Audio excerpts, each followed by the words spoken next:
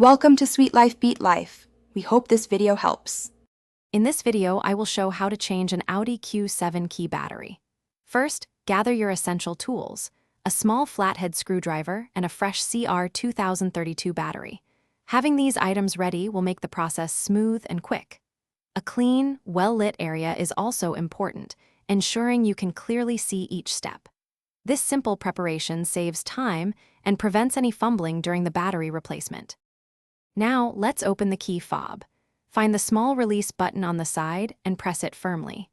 This action allows you to slide out the emergency key blade. Once the blade is removed, you'll see a small slot inside.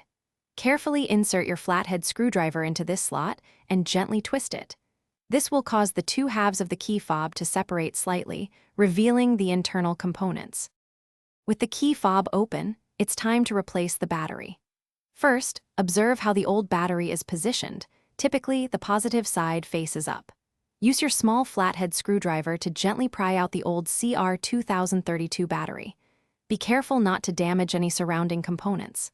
Now, take your new CR2032 battery and insert it, ensuring the positive side is facing upwards, just like the old one. It should click securely into place. Finally, let's reassemble and test your key fob. Carefully align the two halves of the key fob and press them together until you hear a satisfying click, indicating they are securely fastened.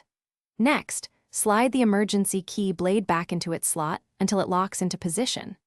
Now, it's time for the crucial test.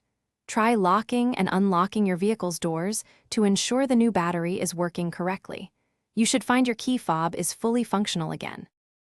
Thanks for watching. Consider subscribing if we helped you.